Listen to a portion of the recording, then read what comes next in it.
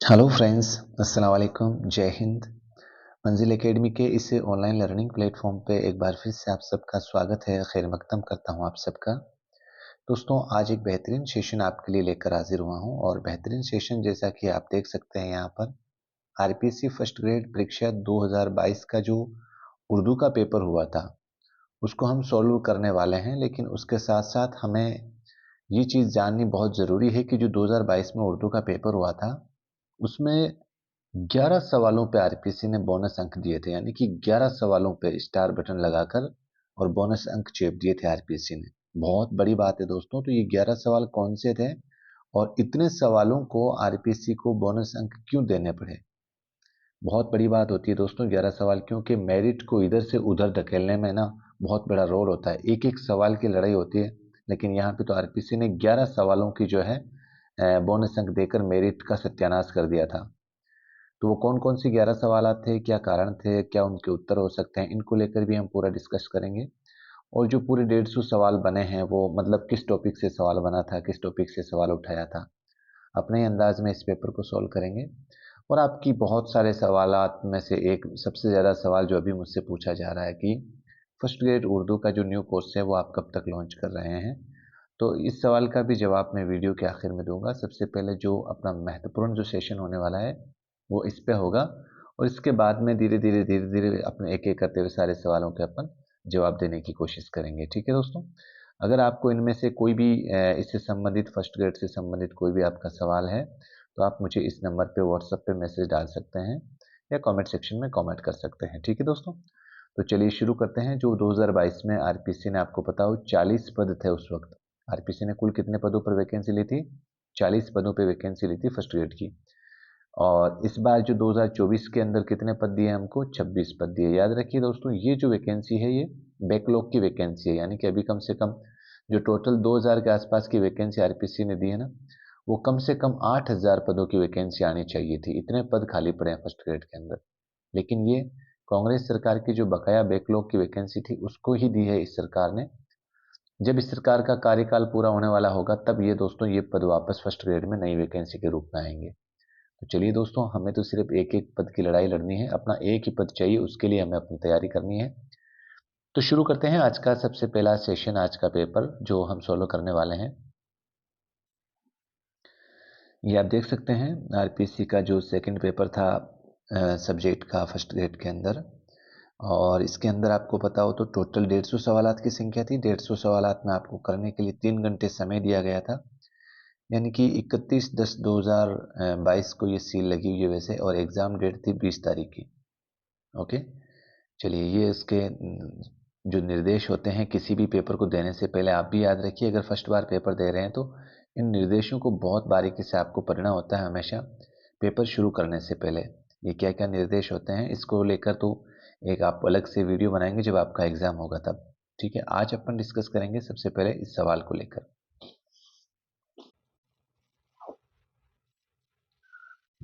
तो चलिए शुरू करते हैं। पहला सवाल यहाँ पर, पहला सवाल है, अहमद जमाल पाशा ने ज़माना तालिब इल्मी में किस रिसाले के मुदीर हुए? ये सवाल दोस्तों आपका जो सीनियर सेकेंडरी वाला पोर्शन है सिलेबस के अंदर दिया गया है, उसमें दो खाके दिए गए हैं। एक तो खाका है आपके कलीमुद्दीन अहमद का और एक मीर बाकर अली दास्तान गो का। तो ये जो कलीमुद्दीन अहमद का जो खाका है, अहमद जमाल पाशा, उससे ये सवाल उठाया गया है। तो इसका राइट आंसर हो जाएगा दोस्तों स्कॉलर। ठीक है, इसका राइट आंसर क्या हो जाएगा? स्कॉलर। चलिए, दूसरा सवाल है, कलीमुद्दीन अहमद की तसनीफ़ का नाम क्या है? तो कलीमुद्दीन अहमद की वही खाके में से ही सवाल उठाया गया वापस, दूसरा सवाल। तो उनकी जो तसनीफ़ का नाम है दोस्तों आपके, उर्दू तनक़ीद पर एक नज़र। उर्दू तनक़ीद पर एक नज़र। तो कलीमुद्दीन अहमद का जो खाका है अहमद जमाल पाशा, उससे कितने सवाल उठा लिए अभी तक? 2 सवाल उठा लिए गए हैं। ओके। चलिए दोस्तों, फिर आगे बढ़ते हैं। खाका मीर बाकर अली दास्तान गो किसने लिखा? बिल्कुल आसान सा सवाल है। याद रखिएगा दोस्तों, फर्स्ट ग्रेड का जो पेपर होता है वो मतलब सब्जेक्ट का पेपर, बेसिक सवालात उसमें ज़्यादातर उठाए जाते हैं। आपका जो सिलेबस दिया होगा ना, उस सिलेबस के अंदर जितने भी सबक और सबक के राइटर का नाम होगा उसमें से आपके 5 से 6 सवाल निकाल लेगा। उसी में से एक सवाल ये है, खाका मीर बाकर अली दास्तान गो किसने लिखा? तो आपको पता है दो ही खाके हैं आपके फिलहाल सीनियर सेकेंडरी वाले पोर्शन में। तो इसका राइट आंसर हो जाएगा दोस्तों आपके शाहिद अहमद दहलवी। क्यों? कलीमुद्दीन अहमद जो खाका है वो अहमद जमाल पाशा का है, और मीर बाकर अली दास्तान गो है वो किसने लिखा है?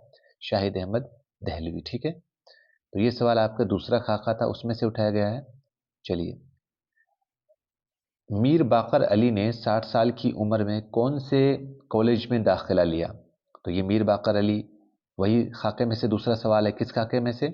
खाका मीर बाकर अली दास्तान को, जिसका शाहिद अहमद दहलवी ने लिखा है, उसमें से ये दूसरा सवाल पूछ लिया गया है। तो मीर बाकर अली ने 60 साल की उम्र में कौन से कॉलेज में दाखिला लिया? तो इसका राइट आंसर हो जाएगा दोस्तों तबिया कॉलेज दिल्ली के अंदर। दूसरा ऑप्शन इसका सही हो जाएगा। ठीक है, तो दोस्तों दोनों खाकों में से अभी तक आरपीसी ने इस पिछले पेपर में कितने सवाल आते हैं? दो दो सवाल यहाँ पर उठा लिए हैं। चलिए, अब आते हैं दोस्तों, इल्म बलागत वाला पोर्शन शुरू हो गया है आपके। और इल्म बलागत का पोर्शन दोस्तों आपका भी सीनियर सेकेंडरी पोर्शन से ये सवाल बना है। मुशब्बह का ताल्लुक किस सिनफ से है? इल्म बलागत में आपके तशबिया, इस्तिआरा, मुबालगा, ये सारी सिनफें जो हैं हम डिस्कस करेंगे इसको आगे।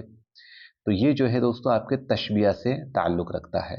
ठीक है, ये आपके इल्म बलागत वाला पोर्शन है ना, तशबिया, इस्तिआरा, मुबालगा, तजाहिल, आरिफाना, सिलेबस के अंदर सीनियर सेकेंडरी वाला जो पोर्शन है ना, उसमें से ये सवाल उठाया गया है।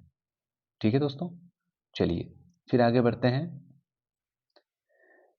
सवाल नंबर 6 क्या कहता है? इस्तिलाह में जानबूझकर अनजान बनने को क्या कहते हैं? तो दोस्तों बिल्कुल जाहिर सी बात है, ये भी आपके इल्म बलागत के पोर्शन से सवालात पूछा गया है, और इसका राइट आंसर हो जाएगा तजाहिल आरिफाना। 6 नंबर सवालात का राइट आंसर क्या हो जाएगा? तजाहिल आरिफाना। ओके दोस्तों, ये सारे जो हैं आपके सीनियर सेकेंडरी वाले पोर्शन से अभी तक सवालात उठा रहे हैं। तो इल्म बलागत में सीनियर सेकेंडरी वाले पोर्शन में आपको 5 चीज़ें दे रखी है। तशबिया, इस्तिआरा, मुबालगा, तजाहिल आरिफाना, सॉरी 4 ही दे रखी है। तो इस 4 में से देखो, आपके तशबिया का पूछ लिया गया है, तजाहिल आरिफाना का पूछ लिया गया है। चलिए आगे बढ़ते हैं। इस्तिलाह में गज़ल के पहले शेर को क्या कहते हैं? गज़ल के पहले शेर को, तो ये पोर्शन शुरू होता है दोस्तों आपके सीनियर सेकेंडरी वाले पोर्शन में शेरी और नसरी इसनाफ से। शायरी और नसरी इसनाफ का जो पोर्शन शुरू होता है ना, जिसमें आपको गज़ल, कसीदा, मरसिया, नाविल, अफसाना और खाका, ये टॉपिक दिए गए हैं आपके इसमें। ठीक है, बिल्कुल आसान सवाल पूछा है आपको। सवाल नंबर 7 में सवाल वापस देख लीजिएगा। इस्तिलाह में गज़ल के पहले शेर को क्या कहते हैं? तो मतला कहते हैं, इसको राइट आंसर हो जाएगा। ठीक है, हुस्न मतला इसके दूसरे शेर को कहते हैं, मक्ता आखिरी शेर को कहते हैं। ये डिस्कशन जब पेपर सोल्व, ये तो आरपीसी का पेपर, जब अपन सवालात बनाएंगे ना, उस वक्त हम इसको एक एक टॉपिक को, एक एक पॉइंट को हम बिल्कुल एनालिसिस करेंगे कि भाई इसका सवाल कहाँ पे बना है। आप जैसे पुराने जो स्टूडेंट्स हैं जो मंजिल एकेडमी से लगातार जुड़े हुए हैं, उनको तो पता है हमारी फितरत जो है, हमारा अंदाज जो है किस तरीके से पेपर सोल्व करते हैं। चलिए अगला सवाल है, कसीदे की इब्तिदा किस ज़बान से हुई है? सवाल नंबर 8। बिल्कुल जाहिर सी बात है, ये शेर इसनाफ का सवाल है, तो ये अरबी ज़बान से हुई है। ठीक है, इसका राइट आंसर 1 नंबर ऑप्शन हो जाएगा। गरेज़ किस सिनफ के अज्ज़ाए तरकीबी का हिस्सा है? तो अभी तक गज़ल का एक सवाल पूछ लिया गया, कसीदे का एक सवाल पूछ लिया गया है, और यहाँ पर कसीदे का दूसरा सवाल लगातार पूछा जा रहा है। एक तो कसीदा किस ज़बान का लफ्ज़ है, ऊपर वाला अभी हमने देखा। दूसरा, गरेज़ किस सिनफ के अज्ज़ाए तरकीबी में शामिल है? तो ये कसीदा का अज्ज़ाए तरकीबी में शामिल है। ठीक है, चलिए दोस्तों आगे सवाल देख लीजिएगा। रजज़ किस सिनफ सुखन का जुज़्व है? ये किसका हिस्सा है? रजज़। सवाल नंबर 10, किस सिनफ सुखन का जुज़्व है? क्या नाम ऑप्शन पूछ रहा है? रजज़। 10 सवाल का राइट आंसर हो जाएगा दोस्तों मरसिया। तो याद रखें, अभी तक गज़ल में से 1 सवाल पूछा गया है, कसीदे में से 2 सवाल पूछा गया, तीसरा सवाल दोस्तों अब मरसिया का शुरू हो गया, क्योंकि मरसिया का पोर्शन भी आपका भी सीनियर सेकेंडरी वाले पोर्शन का ही सवाल पूछे जा रहे हैं इसमें अभी तक सिलेबस में।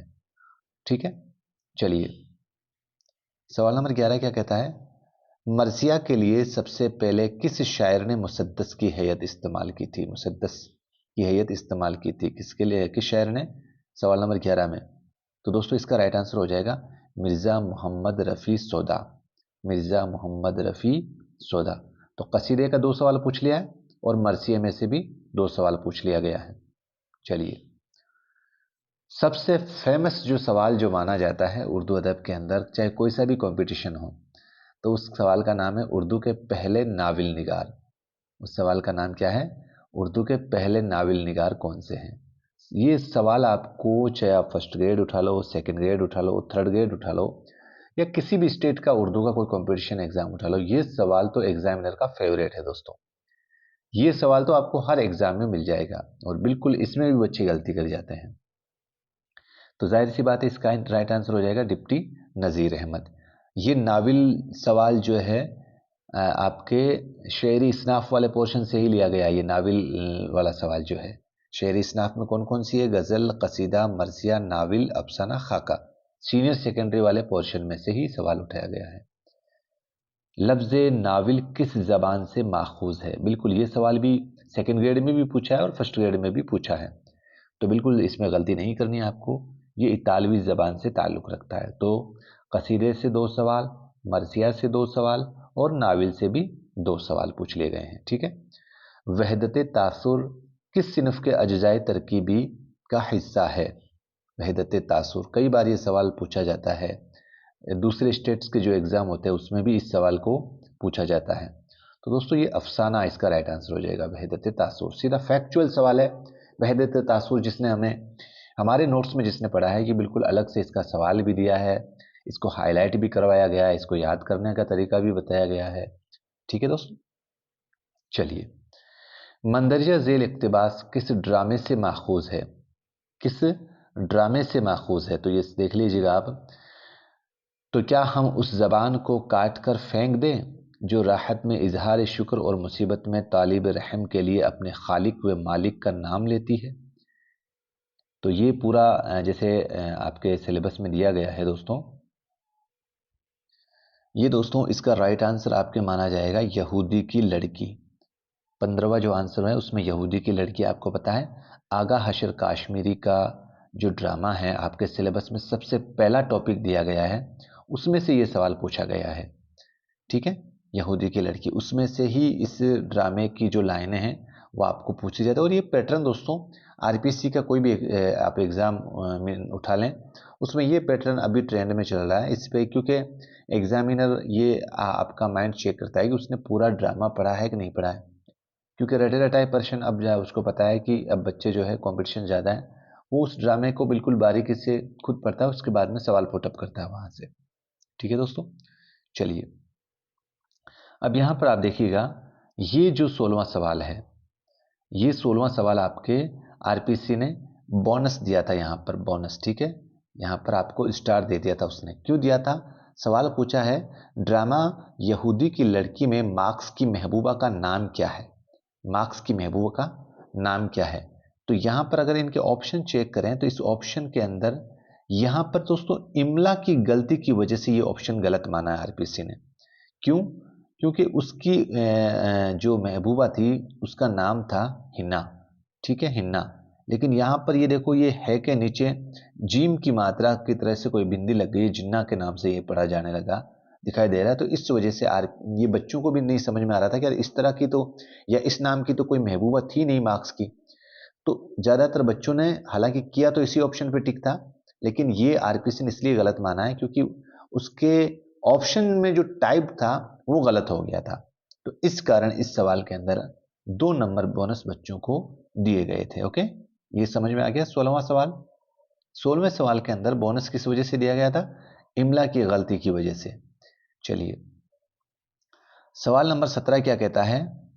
अमर सुंदरी पार्टी के मुजस्समे का जिक्र किस अफसाने में आया है? बहुत अच्छा सवाल है। बिल्कुल, अमर सुंदरी जो सबक है आपके, बहुत ही अच्छा सबक है, फोटोग्राफर वाला। वो जो फोटोग्राफर है, फोटो खींचता है, वो आपके अफसाना माइंड में होगा पूरा। ठीक है, कुरतुल ऐन हैदर का, उसमें से ये सवाल पूछा गया है।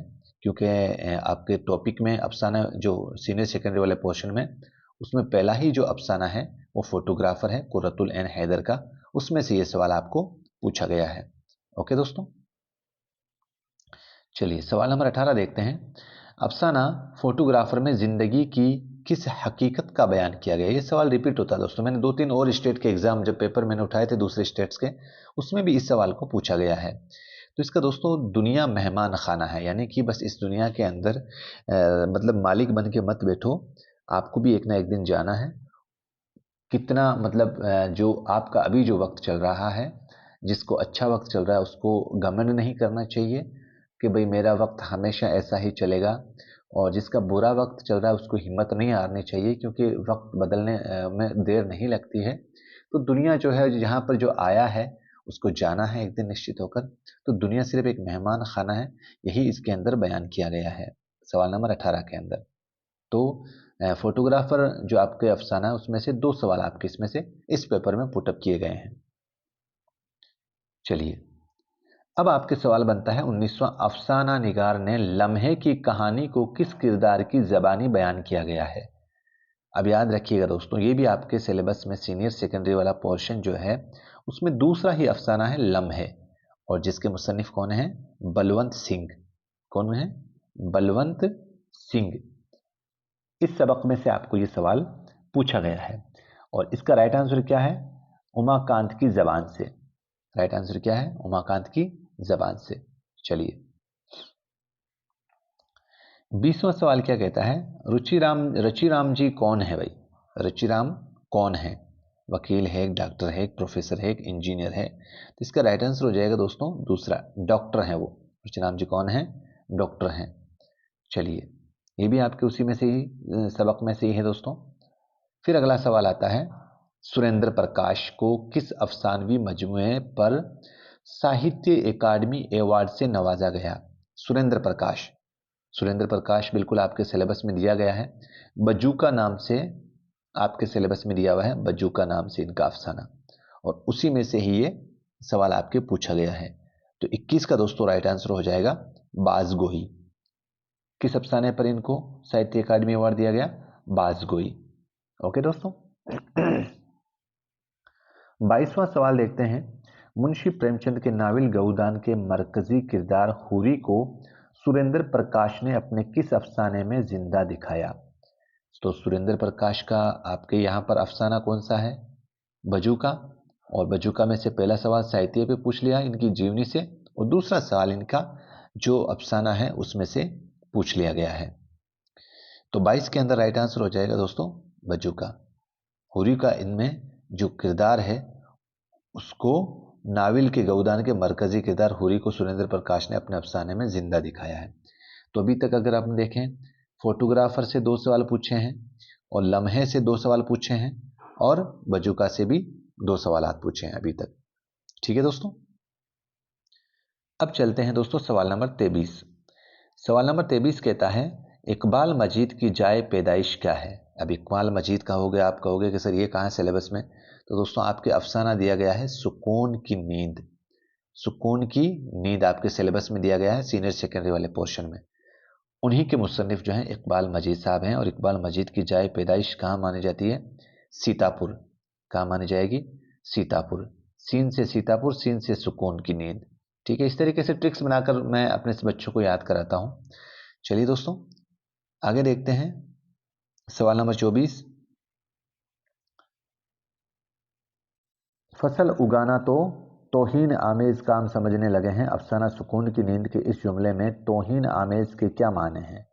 तौहीन आमेज, फसल उगाना तौहीन आमेज काम समझने लगे हैं, अफसाना सुकून की नींद इस जुमले में तौहीन आमेज के क्या माने हैं? तो बिल्कुल सुकून की नींद इकबाल मजीद साहब का ही अफसाना है, और दूसरा सवाल आपको इस सबक से पूछा गया है, इसका राइट आंसर हो जाएगा जिल्लत से भरा हुआ। 24 का राइट आंसर क्या है? 2 नंबर ऑप्शन हो जाएगा जिल्लत से भरा हुआ। तो 2 सवाल अभी तक अफसानों से पूछे जा रहे हैं दोस्तों। चलिए, अगला सवाल है ख्वाजा हसन निज़ामी। ये आपके सेकंड ग्रेड में भी शामिल है ये सिलेबस में आपके। तो ख्वाजा हसन निज़ामी का आपको पता है दोस्तों, मच्छर नाम से आपके बहुत बेहतरीन इंशाइया आपके शामिल हैं। ठीक है, सीनियर सेकेंडरी वाले पोर्शन में। तो ख्वाजा हसन निज़ामी का यहाँ पर क्या पूछा है दोस्तों? इंतकाल पूछा है, इंतकाल की डेट पूछी है। तो यहाँ पर 1955 में इनका इंतकाल हो जाता है। चलिए आगे बढ़ते हैं। मच्छर का ताल्लुक किस सिनफ से है? तो मैंने कहा था ना, आपका अगर आप सिलेबस उठाओगे दोस्तों, तो सिलेबस के अंदर ही आपके लगभग 6 से 7 या 10 सवाल के लगभग आपके आंसर मिल जाएंगे। तो आप जैसे ही सवाल उठाओगे, ये सिलेबस उठाओगे, तो उसमें जो मच्छर नाम लिखा है उससे पहले उसकी वो किस सिनफ से ताल्लुक रखता है उसमें दिया हुआ है। तो जाहिर सी बात है आप जब सिलेबस उठाओगे तो उसमें इंशाइया आपके आगे लिखा हुआ है। इस मच्छर पहले इंशाइया लिखा हुआ है पहले, फिर इसके बाद में मच्छर लिखा हुआ है, और फिर इसके बाद में जो है ख्वाजा हसन निज़ामी लिखा हुआ है आपके सिलेबस के अंदर। ठीक है, देख लीजिएगा आप। तो ख्वाजा हसन निज़ामी के सबक से भी 2 सवाल पूछ लिए हैं। ठीक है, चलिए सवाल नंबर 27 क्या कहता है, एहतशाम हुसैन ने मंदरजा झेल में कौन सी किताब लिखी है। एहतशाम हुसैन, अब एहतशाम हुसैन का भी आपको पता हो तो खोजी नाम से एक तनकीद लिखी है आपने सीनियर सेकेंडरी वाले पोर्शन में। तो ये जो टॉपिक है ख्वाजा एहतशाम हुसैन साहब का, इसी से सवाल उठाया गया है आपके। तो एहतशाम हुसैन के जीवनी यानी कि बायोग्राफी से ये सवाल पूछा गया है। सबक से सवाल जो है वो आगे पूछा जाएगा इनका। तो 27 नंबर सवाल का राइट आंसर हो जाएगा आपके 2 नंबर ऑप्शन, उर्दू की कहानी। क्या हो जाएगा, उर्दू की कहानी। कौन सी किताब लिखी इन्होंने, उर्दू की कहानी, सैयद एहतशाम हुसैन। सवाल नंबर 28 देखिएगा, ये अब सबक के अंदर से सवाल है, खोजी कहाँ अपने दफन होने की वसीयत करता है। सवाल नंबर 28 में देखिएगा, ये भी बिल्कुल एहतशाम हुसैन साहब का जो तनकीद है टॉपिक है उसमें से सवाल पूछा गया है। तो ये दफन होने की वसीयत कहाँ करता है, तो ये आपके वालिद के पहलू में दफन होने की वसीयत करता है। ठीक है, चलिए तरक्की पसंद अदीबों की पहली कॉन्फ्रेंस कहाँ हुई। तो आपको पता है बिल्कुल 1936 के अंदर अप्रैल के महीना था, और लखनऊ के अंदर इसके सदर भी जो थे वो मुंशी प्रेमचंद थे। तो कहाँ होती है ये, तो 29 नंबर में राइट आंसर आपको हो जाएगा 4 नंबर। ओके, तरक्की पसंद तहरीक का ये सवाल है दोस्तों। चलिए ये सवाल जो था ना, आप ये कह रहे हो ना, ये तरक्की पसंद तहरीक वाला पोर्शन, ये आपके जो साइको वाला पोर्शन है उससे जस्ट ऊपर टॉपिक है उर्दू अदब की तारीख। उर्दू अदब की तारीख में यानी कि 5वां टॉपिक है उर्दू अदब में तरक्की पसंद तहरीक, उसमें सवाल से उस टॉपिक से ये सवाल पूछा गया था। अगला सवाल है, जदीदियत को आम करने में किस रिसाले ने बुनियादी किरदार अदा किया। अब ये सवाल आप पूछोगे कहाँ से पूछ लिया सर, तो ये आपको जैसे एक टॉपिक दिया गया है नज़म और अफसाने के हवाले से जदीदियत, तो वहाँ से ये सवाल पूछा गया है। ये भी आपके जो उर्दू अदब की तारीख है ना उसमें लास्ट वाला टॉपिक है, उससे ये सवाल पूछा गया है। तो इस सवाल का दोस्तों 30 नंबर सवाल का राइट आंसर हो जाएगा शब खून। बहुत अच्छा सवाल था, डीपली सवाल ये पूछा गया था, शब खून। 30 नंबर सवाल का राइट आंसर हो जाएगा शब खून। चलिए अब ये सवाल दोस्तों आपके यहाँ से शुरू हो जाते हैं साइको के, यानी कि जिसके अंदर तालीमी नफ्सियात वाला पोर्शन है ना, जिसको कंप्यूटर वाला वो पोर्शन जो है, ये सवालात यहाँ से शुरू हो जाते हैं। इस सवालात में दोस्तों ये टॉपिक जो फर्स्ट ग्रेड के अंदर आपको बहुत खुशी होगी कि जो साइको वाला पार्ट है वो अब आपके फर्स्ट पेपर में ऐड हो गया है। ठीक है, अब इसके अंदर आपके कंप्यूटर और पेडागोजी ही बचा है। साइको वाला पोर्शन जो है आपको घबराने की जरूरत नहीं है, क्योंकि ज्यादातर बच्चे जो है वो इसी टॉपिक से डर रहे थे। साइको वो कर लेते हैं, लेकिन उर्दू की जो लैंग्वेज है साइको की वो बड़ी मुश्किल होती है समझने में। हालांकि हमने तो मुझे नहीं लगा था कि सिलेबस चेंज होगा, फर्स्ट पेपर में साइको ऐड होगी कि नहीं होगी। मैंने तो आपकी जो साइको है ना, साइको को पूरा जो पेन टैब होता है ना लैपटॉप टाइप फॉर्मेट में, उस पेन टैब पे तीनों फॉर्मेट में इस साइको को आपके उर्दू में लिख दिया था। उर्दू, और इसमें हिंदी को मेंशन किया है, और इसमें इंग्लिश को मेंशन किया, यानी तीनों जबान में कोई भी वर्ड मुश्किल लग रहा है आपको, उसको मैंने तीनों जबान में मेंशन करके उसकी पूरी बुक्स आपके लिए लिखी है नोट्स के अंदर। अब उसमें साइको वाला जो पार्ट है वो निकाल दो, बाकी पेडागोजी और कंप्यूटर अपना पोर्शन बचा रहेगा। ये मेहनत अपनी ज़ाया हो गई उर्दू के हिसाब से, उर्दू के नोट्स बनाए थे मैंने उसमें। ठीक है, चलिए अब इसका सवाल सबसे पहला है, तालीमी नफ्सियात तदरीसी माहौल में किसके बर्ताव से मुताल्लिक है। सवाल नंबर 31, 31 का राइट आंसर हो जाएगा दोस्तों मुताल्लिम, लर्नर, यानी कि तालीमी नफ्सियात यानी कि जो शिक्षा मनोविज्ञान है वो शिक्षण के किस माहौल में यानी शिक्षा मनोविज्ञान के शैक्षणिक माहौल में किसके बर्ताव से मुतालिक होता है। तो बिल्कुल जाहिर सी बात है, लर्नर जो होगा, जो मुतालिम होगा, जो तालिब इल्म होगा, इल्म हासिल करने वाला, यानी कि अधिगम करता जिसको बोल सकते हैं अपन। सवाल नंबर 32 क्या कहता है, सवाल नंबर 32 कहता है कि दर्ज झेल में कौन सा कौल तालीमी नफ्सियात के सियाक में दुरुस्त नहीं है। नहीं वाला सवाल आपको पूछा है किसमें, तालीमी नफ्सियात में, यानी कि शिक्षा मनोविज्ञान में ऐसा कौन सी बात है जो आपको इसमें सही नहीं लग रही है। सवाल नंबर 32, सवाल नंबर 32 में ये एक मयारी साइंस है, यानी कि नॉर्मेटिव साइंस है, ये बात जो है गलत है यहाँ पर। बाकी मुतालिम के बर्ताव का मुताला इसमें किया जाता है, बिल्कुल सही बात है। ये मुकम्मल साइंस नहीं है, ये भी ठीक है। ये साइंस नुक्ता नज़र को इख्तियार करती है, ये भी ठीक है। आपको पूछा क्या है, दुरुस्त नहीं है, जो बात आपको ठीक नहीं लग रही है वो ये तीसरा ऑप्शन इसमें सही हो जाएगा। सवाल नंबर 33 क्या कहता है, देखिएगा। कोहलबर्ग के मुताबिक मंदरजा झेल में कौन सा अखलाकी नशोनुमा का एक मरहला है। ठीक है, कोहलबर्ग के आपको साइको पढ़ते होंगे तो ये तो नाम जैसे वॉटसन है, कोहलबर्ग है, थॉर्नडाइक है, ये सारे जो मनोवैज्ञानिक हैं ये तो साइको में आपको पढ़ने ही पड़ते हैं। तो कौन सा अखलाकी नशोनुमा का एक मरहला है, तो इसमें मा कबल रिवायती मरहला है। अब ये कहोगे कि सर ये समझ में नहीं आया, तो अब आपको इसको समझने की ज़रूरत ही नहीं है, क्योंकि ये पोर्शन आपका फर्स्ट पेपर में चला गया है। अब वहाँ पर आप कोहलबर्ग की थ्योरी पढ़ेंगे ना, तो उसमें आराम से ये समझ में आ जाएगा ये। ठीक है, उसने जो स्टेज बताई है कोहलबर्ग के अंदर, उसकी विकासात्मक की जो स्टेज होती है, उस थ्योरी को आपको फर्स्ट पेपर में आपने पढ़ा होगा, तो उसी में से ये सवाल आपके फर्स्ट पेपर में आएगा। सवाल नंबर 34 क्या कहता है, देखिएगा। सवाल नंबर 34 कहता है, नवबलोगत के दौर में सलूक करने का कौन सा तरीका दुरुस्त नहीं है। नवबलोगत समझ रहे हैं ना आप, किशोर अवस्था जिसको हिंदी में कहते हैं किशोर अवस्था।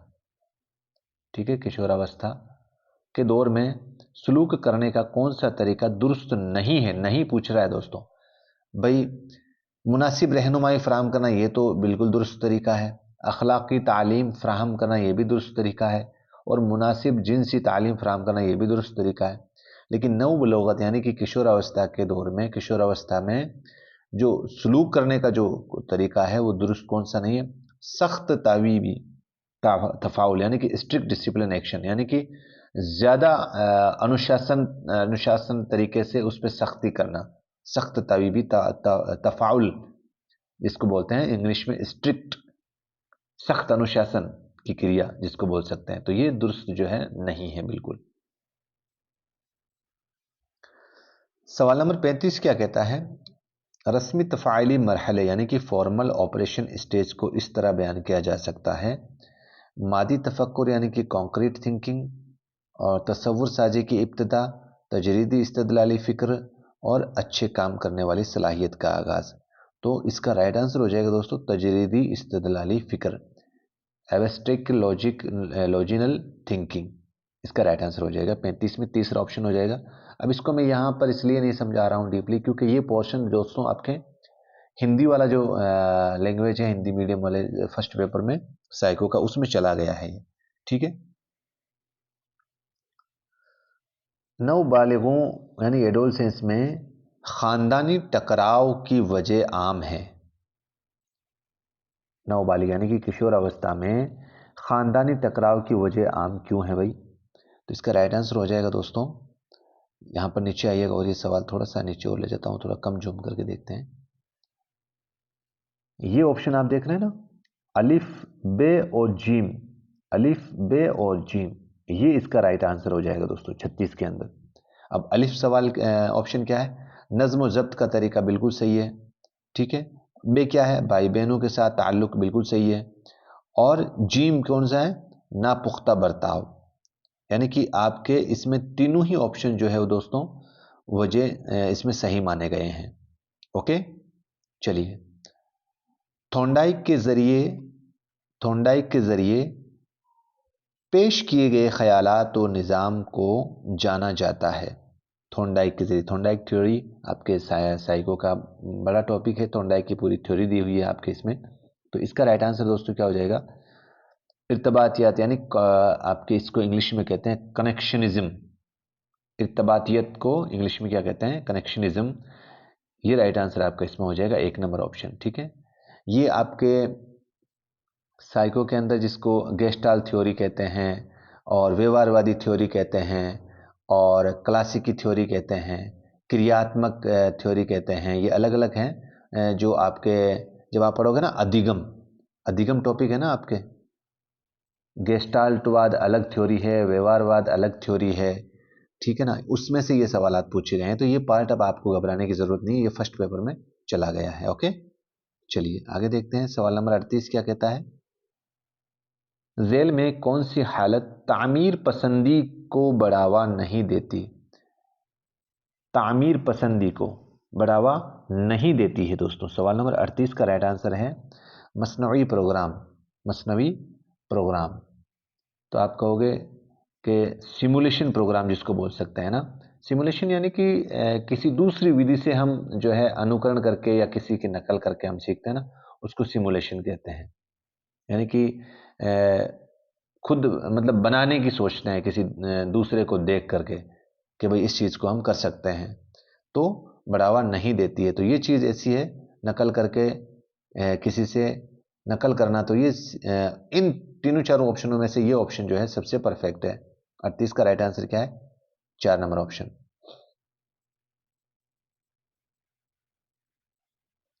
सवाल नंबर 39 क्या कहता है? तदरीस का वकूफ़ी नुक्ता नज़र यानी कि कॉग्निटिव अप्रोच, तवज्जो मरकूज़ है। कॉग्निटिव अप्रोच, तवज्जो मरकूज़ है। 39 नंबर सवाल का राइट आंसर क्या हो जाएगा दोस्तों? मुनज़्ज़म और बामाना सबक की पेशकश। ठीक है, तदरीस का वकूफ़ी नुक्ता नज़र, तवज्जो मरकूज़, तो इसका राइट आंसर हो जाएगा मुनज़्ज़म और बामाना सबक की पेशकश। सवाल नंबर 40 क्या कहता है? सीखने का बर्ताव उसूल यानी कि जो बिहेवियरिस्ट प्रिंसिपल्स के मुताबिक तालिब इल्म का किरदार क्या है? एक चीज़ बता दूं दोस्तों, इस बार जो पेपर सेटर था ना, उसने बेचारे ने आपकी इतनी मदद ज़रूर करी है कि उसने कुछ सवालात के जो साइको के सवालात हैं उसने इंग्लिश वर्ड आपको यूज़ करवाने के लिए दे दिए। अब आप मतलब जिसको उर्दू एकदम थोड़ी उर्दू वर्ड नहीं समझ में आए, तो अगर थोड़ा बहुत वो इंग्लिश के वर्ड से उसका मीनिंग निकाल सकता था। ठीक है, तो 40 का राइट आंसर हो जाएगा दोस्तों फ़ाइल सामे और हिदायत को मानने वाला। फ़ाइल सामे यानी सुनने वाला, और हिदायत को मानने वाला, किसी की सलाह को मानने वाला, ये इसका राइट आंसर हो जाएगा।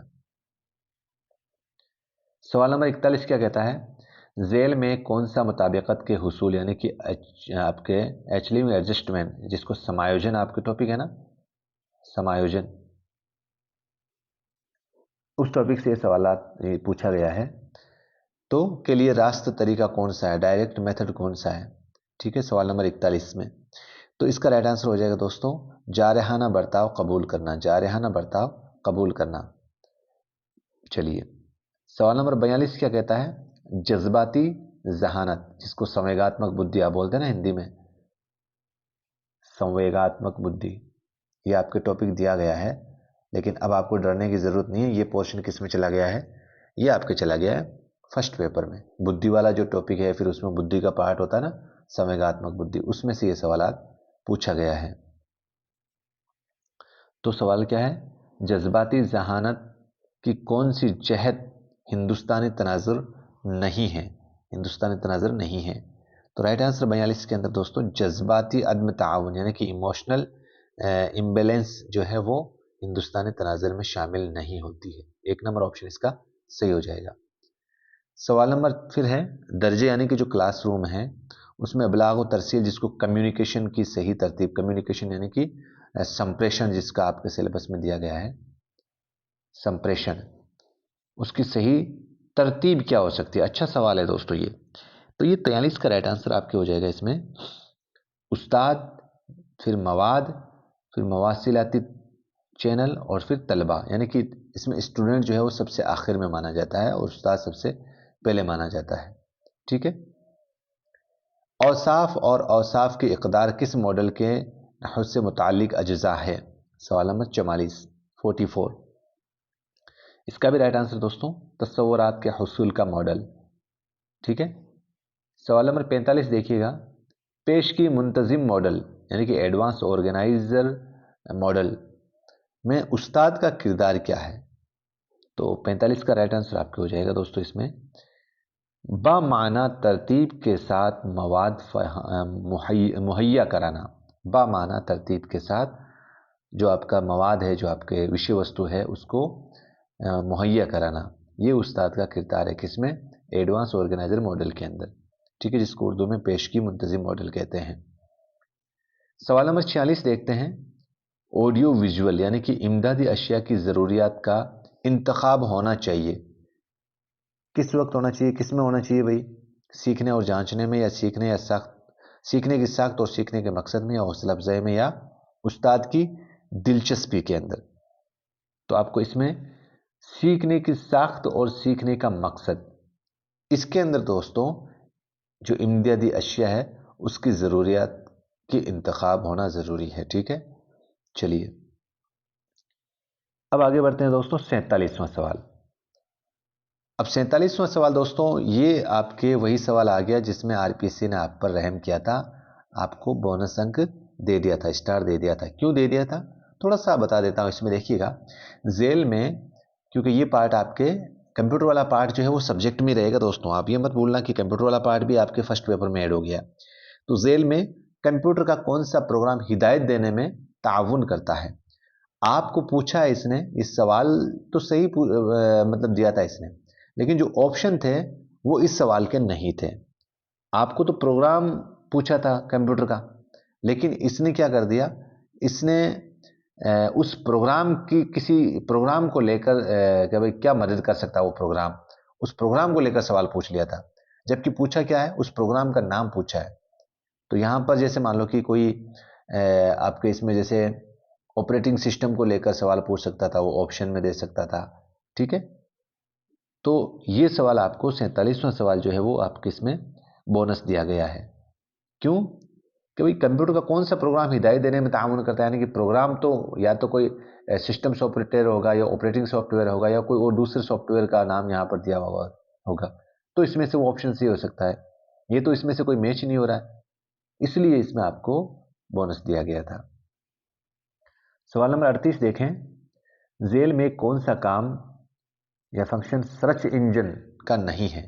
अपन सर्च करते हैं ना गूगल के अंदर, नहीं पूछा है दोस्तों आपको। तीन तो ऑप्शन इसमें राइट है, एक ऑप्शन गलत है, आपको तो गलत वाला ऑप्शन आपको चलना है। तो वो अहाते यानी कि कैंपस के अंदर मुहैया वसाइल तक रसाई करता है। कैंपस के अंदर ही थोड़ी करता है सर्च इंजन, भाई किसी चीज को सर्च करना है, आपको ढूंढना है गूगल पे और पे, तो सिर्फ एक कैंपस बनाया हुआ है, सिर्फ उसके अंदर थोड़ी सर्च कर सकते हो आप। तो जहां आप खड़े हो, रास्ते में हो, आप घर पे हो, पहाड़ पे हो, सब जगह कोई चीज आप ढूंढ सकते हो, बस नेटवर्क होना चाहिए, ठीक है ना। तो ये बात इसमें गलत है, बाकी तीनों चीजें जो है इसमें सही है। नज़म तर्ज रसाई यानी कि सिस्टम अप्रोच में माहसल से मुराद क्या है, सवाल नंबर 49। तो उससे मुराद दोस्तों मुतालिम में मुतवक्का बर्तावी तब्दील, यानी कि बच्चे के अंदर जो मुतालिम है, तालिब इलम है, उसको वक्त के अनुसार उसके व्यवहार में बदलाव करना ही जो है सिस्टम अप्रोच का काम होता है दोस्तों। चलिए सवाल नंबर 50 देखिएगा। फिर इसमें आरपीसी ने मेहरबानी कर दी बच्चों पे, और इसमें आपको दे दिया है बोनस। क्यों दे दिया है, सवाल देखें एक बार आप। जेल में कंप्यूटर को कौन सा प्रोग्राम हिदायत देने में मदद करता है। अब देखो, कंप्यूटर को हिदायत देने में मदद करने का पूछ रहा है यहां पर, तो गलत है। अब यहां पर कंप्यूटर की जगह अगर मुतालिम होता, मुतालिम को भाई कौन सा प्रोग्राम जो है वो हिदायत देने में मदद करता है, तो इनमें से कोई ऑप्शन हो सकता है, ठीक है। या जैसे जैसे ये सवाल था ना, यहाँ पर ये सवाल यहाँ पे रिपीट हो गया। जैसे ये देखिएगा, यहाँ पर ये सवाल है ना, कंप्यूटर कौन सा प्रोग्राम, सेम वहां पर सवाल रिपीट हो गया ना। ये सवाल 47वां 50वें की जगह ये सवाल, इसीलिए यहाँ पर इसको बोनस दिया गया। अगर बच्चों का पूछ ले तो इसमें देखो, बच्चे के लिए तो देखो ड्रिल और मश्क ये भी बिल्कुल मदद करता है, ट्यूटोरियल ये भी मदद करता है, खेल वाला भी मुकम्मल करता है, और खेल के मैदान में भी जांच पर ये भी बिल्कुल मदद करता है ना। इनमें से जो बेहतर था उसको अपन ने छांटना था, तो ये सवाल गलत था। ओके, चलिए अब सवाल नंबर अपन 51 51 उस पर आगे बढ़ते हैं। तो यहाँ पर देखिएगा, सवाल नंबर कितने सवाल पूछे हैं आपको 50 तक, सवाल नंबर 31 से लेकर सॉरी 31 से लेकर आपको 50 तक, यानी कि टोटल इसमें आपको साइको के और आपके कंप्यूटर। ये सवाल कुल मिलाकर 20 सवाल आपको इस टॉपिक से पूछे गए हैं। ठीक है, इस बार भी संभावना साइको की यह है कि 20 सवाल नहीं पूछे जाएंगे। साइको अगर फर्स्ट पेपर में जाएगा तो लगभग 10 से 1 सवाल आपके पीछे बच जाएंगे इसमें, कंप्यूटर और पेडागोजी को लेकर। ये सवाल दोस्तों आपके, यानी कि 20 सवाल आपको इस पेपर में पूछे। पहले 30 सवाल पूछे जाते थे। जब आप 2013 का 2011-12 का पेपर देखते ना फर्स्ट ग्रेड का, तो उसमें 30 सवाल पूछे जाते थे। लेकिन इस पेपर में आते आते आरपीसी ने कितने सवाल कर दिए? 20 ही सवाल करे हैं। अब आपके इस 20 में से 10 सवाल साइको के निश्चित तौर पर मान के चलो आप फर्स्ट पेपर में ऐड हो जाएंगे आपके सिलेबस में से। तो पीछे 10 सवाल तो कम से कम आपके पेडागोजी और कंप्यूटर से पूछे जाएंगे। 10 सवाल बहुत होते हैं दोस्तों, क्योंकि उर्दू सब्जेक्ट को तो लगभग लगभग बच्चे तैयार कर लेंगे। ये टॉपिक जो है इसमें से एक एक नंबर की लड़ाई होगी, और यही अपने को बेहतर तरीके से तैयार करना है। ठीक है, चलिए आगे बढ़ते हैं अपन सवाल नंबर 51 से। फिर से अपने जो टॉपिक है सिलेबस में, उर्दू में मुख्तसर अफसाने का आगाज कहाँ हुआ, कब हुआ, सॉरी, आगाज कब हुआ, सवाल ये है भाई। 19वीं सदी में हुआ, 20वीं सदी में हुआ? तो बिल्कुल, आप अगर मेरे पुराने स्टूडेंट हैं उनको पता है कि मैंने इस लाइन को, इस सवाल को टेस्ट में भी दिया था, और जो ये जब आया था ना 20वीं सदी ऑप्शन, उसको भी मैंने अंडरलाइन करवा दिया था इस तरीके से। ठीक है, किस शख्स की मुनफरिद नुमाइयाँ खसूसियात की मुकम्मल तस्वीर कशी किस सिनफ में की जाती है? किसी शख्स की मुनफरिद और नुमाइयाँ खसूसियात की मुकम्मल तस्वीर कशी, पूरा एक तरीके से उसकी जो खासियत है, बुराइयां हैं, कैसा व्यवहार में कैसा है, दिखने में कैसा है, बोलने में कैसा है, पूरी की पूरी मुकम्मल तस्वीर कशी अगर किसी शख्स की जाती है तो वो किस में की जाती है दोस्तों? तो इसका राइट आंसर हो जाएगा खाके में। किस में की जाएगी? खाके में। ठीक है दोस्तों, चलिए आगे बढ़ते हैं सवाल नंबर 53। सनम तेरे नैन की आरजू में कबू सालुम कबू बीमार हैं हम, ये शेर किस शायर का है? सवाल नंबर 53। तो दोस्तों ये तो बहुत मतलब ख़ास शेर है, बहुत ही मशहूर शेर है। और आपके सिलेबस में सीनियर सेकेंडरी वाले पोर्शन में जो नज़म वाला पोर्शन दिया गया ना, आपके इसमें सीनियर सेकेंडरी वाले पोर्शन में, गज़ल वाला सॉरी, उसमें वली दक्कनी नाम के मशहूर शायर, दक्कन से एक ऐसा नाम, ऐसी शख्सियत उर्दू अदब के अंदर, तो वली दक्कनी का ये शेर है, सनम तेरे नैन की आरज़ू में कबू सालुम कबू। क्योंकि उस वक्त ये कभी को कबू बोला जाता था, उस वक्त की जो उर्दू लिखी जाती थी ना, उस वक्त। चलिए सवाल नंबर 53 के बाद में 54 क्या कहता है दोस्तों? मंदरजा झेल में से कौन सा शायर अपनी तसव्वुफाना शायरी में मशहूर हुआ? तसव्वुफाना, अब देखो चाहे सूफियाना कह दो या सूफी कह दो, सीधा पूछा जाता है कभी सूफी शायर के नाम से कौन मशहूर है। ठीक है, तो यहां पर आप देखेंगे ख्वाजा मीर दर्द जो है वो सूफी शायर के नाम से जाना जाता है, और इनकी शायरी जो है वो सूफियाना अंदाज में ही लगभग लगभग आपको मिल जाएगा इसका पूरा अंदाज। तो इसका राइट आंसर ख्वाजा मीर दर्द हो जाएगा। मीर के सोतेले मामू का नाम क्या? ये सवाल बहुत बार पूछा गया है दोस्तों, और अब की बार नेक्स्ट एग्जाम का, आपका कोई भी एग्जाम होगा, second grade, third grade, first grade, उसमें भी ये सवाल कहीं ना कहीं उम्मीद है कि ये सवाल पूछा जाता है हर बार। तो मीर के सोतेले मामू का नाम क्या है दोस्तों? सिराजुद्दीन अली खान आरजू। सिराजुद्दीन अली खान आरजू इसका राइट आंसर हो जाएगा। मुइन एहसन जज़्बी का इब्तदाई तखल्लुस क्या है? इब्तदाई तखल्लुस पूछा है दोस्तों, किसका? मुइन एहसन जज़्बी का। तो दोस्तों मलाल जो है इनका इब्तदाई तखल्लुस है। ठीक है, जज़्बी जो है वो बाद का तखल्लुस है। नासिर काज़मी कहाँ पैदा हुए? सीधा फैक्चुअल सवाल पूछा है दोस्तों, और ये सवाल आपको पता है कहाँ से पूछे जा रहे हैं? नासिर काज़मी, ये आप जब गज़ल वाला पोर्शन उठाओगे ना, गज़ल वाला कौन सा, सीनियर सेकेंडरी वाला पोर्शन, उसमें से ही ये पूछे जा रहे हैं। तो नासिर काज़मी कहाँ पैदा हुए दोस्तों? अंबाला के अंदर ये पैदा हुए नासिर काज़मी। आदमी नामा किसकी नज़म है? बहुत मशहूर नज़म है दोस्तों आदमी नामा, और यहाँ से अब मंजूमात नाम से टॉपिक है आपके सीनियर सेकेंडरी वाले पोर्शन में, उसमें से ये सवाल पूछा गया है, आदमी नामा किसकी नज़म है? तो बिल्कुल ये नज़ीर अकबर आबादी इसका राइट आंसर हो जाएगा। इस्माइल मेरठी की तारीख पैदाइश पूछिए दोस्तों, तारीख पैदाइश। दोस्तों आप अगर फर्स्ट ग्रेड के बजाय सेकंड ग्रेड का एक बार पेपर देखना, उसका लेवल देखना। सेकंड ग्रेड का पेपर जो है बहुत बेहतर लेवल का बनाया है इन्होंने। आरपीएससी का तो ये बेसिक से सवाल पूछे हैं, कौन कहाँ पैदा हुआ है, कौन कब पैदा हुआ, ये पुराने पैटर्न पे सवाल आते हैं। लेकिन अभी जब अपन कॉलेज लेक्चर का पेपर देखते हैं उर्दू वाला, भाई साहब वास्तव में लेवल बनाया बंदे ने पेपर का। तो अब जो दोस्तों पेपर आने वाला है उसको उसी लेवल से, उसी माइंड सेट से हमें तैयारी करनी पड़ेगी कि भाई ये जो ट्रेंड है ये अब पुराना हो चुका है। इससे बेहतर ट्रेंड में या तो आपको 3-4 शायरों के एक साथ देगा वो, और उसमें से आपको कंपैरिजन पूछ लेगा। ये ट्रेंड जो है दोस्तों आने वाले पेपर में आपको देखने को मिल सकता है। तो यहाँ पर आपके 59 सवाल इस्माइल मेरठी से सवाल पूछा गया है। इनकी पैदाइश क्या है? 1844 के अंदर इनकी पैदाइश है। रुबाइयात इस्माइल मेरठी मरसिया मोहम्मद असलम परवेज, सफ़ा नंबर 15। और जिनकी पब्लिशर डेट देखें तो सब्जी बाग पटना 2012। और अकबर ने शायरी की इब्तिदा में अपनी गज़लों पर किस शायर से इस्लाह ली? ठीक है, इस्लाह ली, ये सवाल यहां से शुरू होता है दोस्तों। 60वां सवाल देखिएगा, अकबर ने शायरी की इब्तिदा में अपनी गज़लों पर किस शायर से इस्लाह ली है? किसने? अकबर ने। तो 60वें सवाल का राइट आंसर हो जाएगा दोस्तों गुलाम हुसैन वहीद ने। गुलाम हुसैन वहीद से आपने शायरी की इस्लाह ली।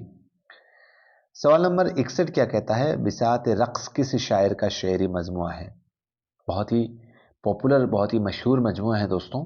61 61 में आपके राइट आंसर हो जाएगा 4 नंबर ऑप्शन, मखदूम मुहियुद्दीन। मखदूम मुहियुद्दीन।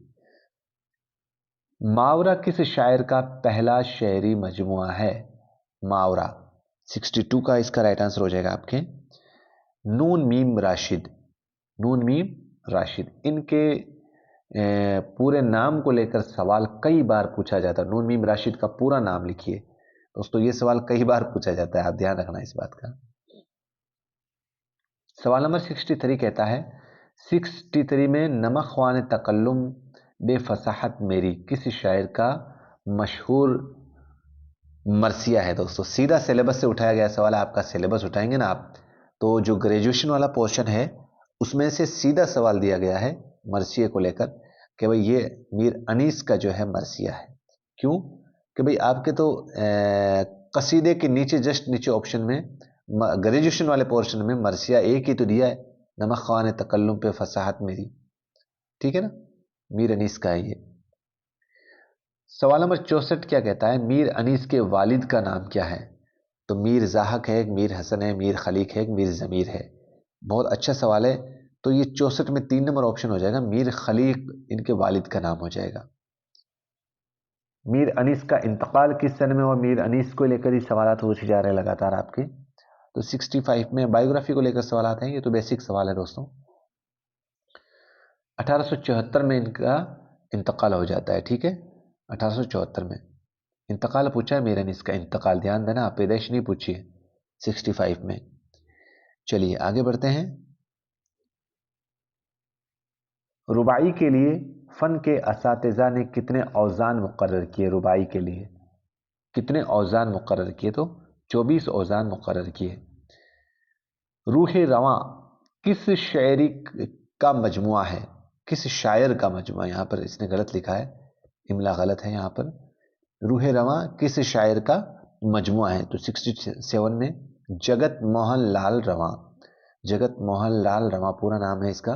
तो इनका ये शायरी मजमुआ है, क्योंकि जगत मोहन लाल रवां आपके सिलेबस में है, इसमें आपके।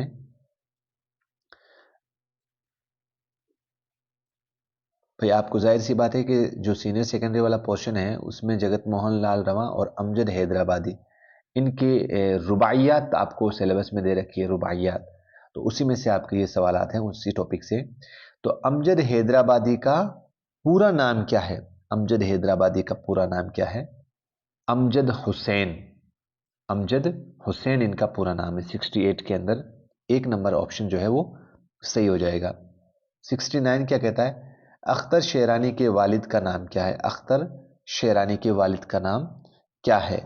तो महमूद खां शेरानी, महमूद खां शेरानी। मीरा जी का इंतकाल कब हुआ? मीरा जी का इंतकाल कब हुआ? ये सवाल भी दोस्तों आपके बोनस में आरपीसी के मेहरबानी से दिया गया था, क्योंकि ये जो चारों ऑप्शन दिए गए हैं, इन ऑप्शनों में मीरा जी के इंतकाल की जो सन वफात है वो नहीं दी गई है। 1949 1949 इनकी इंतकाल की डेट है। ओके दोस्तों, चलिए 71वां सवाल क्या कहता है, देखिएगा।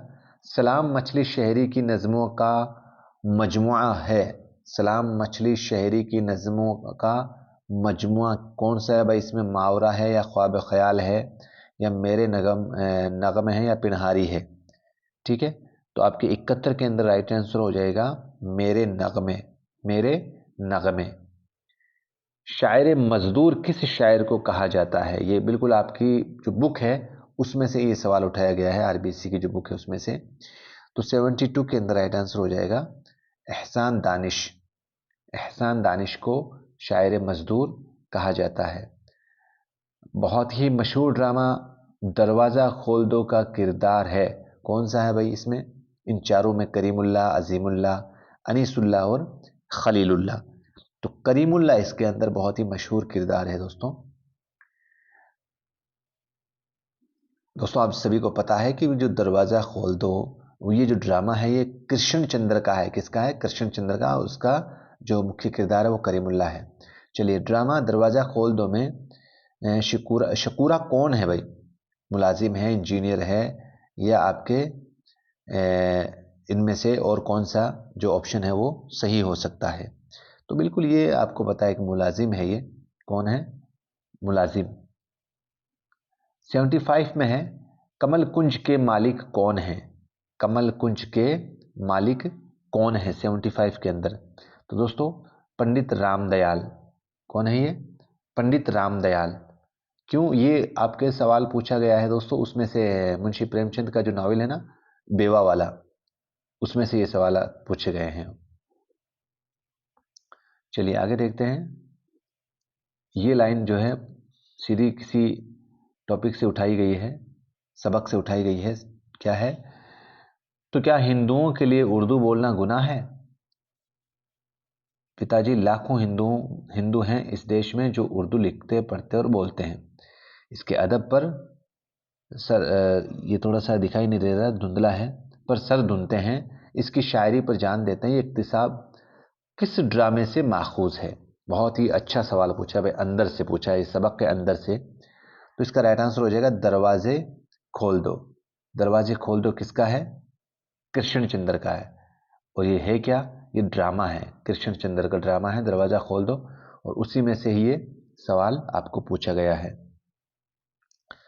अगला सवाल दोस्तों, आपके बेवा नावल में बेवा कौन है? ये सवाल भी आरपीसी की मेहरबानी से आपके बोनस की भेंट चढ़ गया है। क्यों चढ़ गया है? इसमें से जो ऑप्शन है वो सिर्फ इमला की गलती की वजह से ये ऑप्शन गलत माना गया था।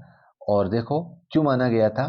पूर्ण नाम का एक ऑप्शन है जो बेवा है, पूरे ना, इसमें पूरे तो सही है लेकिन नीमा कर दिया, पूर्णिमा कर दिया, पूर्णिमा, ये गलत है। इस वजह से आरपीसी ने इसको बिल्कुल गलत मान लिया था, इसको अपने इमला की गलती की वजह से। ओके, मुंशी प्रेमचंद का पहला कलमी नाम क्या है? तो बिल्कुल आसान सा सवाल है दोस्तों, आपको पता है। ये तो आपके जैसे जो 8th 10th वाले बेसिक से सवाल पूछे जाते हैं ना, उसमें से ये सवाल आता है। तो पहला कलमी नाम क्या है? नवाब राय, फिर धनपत राय, बहुत से ऐसे नाम, धीरे धीरे धीरे फिर मुंशी प्रेमचंद।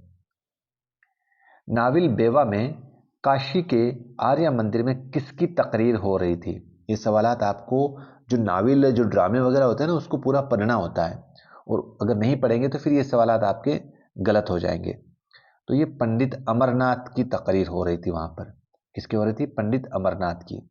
तो यानी कि मुंशी प्रेमचंद का जो ग्रेजुएशन वाला पोर्शन है बेवा वाला, उसमें से देखो 1 2 3 और लगभग 4 सवालात आपको उसमें से पूछ लिए गए हैं। ओके, 4 सवालात ग्रेजुएशन वाले पोर्शन में मुंशी प्रेमचंद का जो नावल है बेवा, उसमें से अभी तक।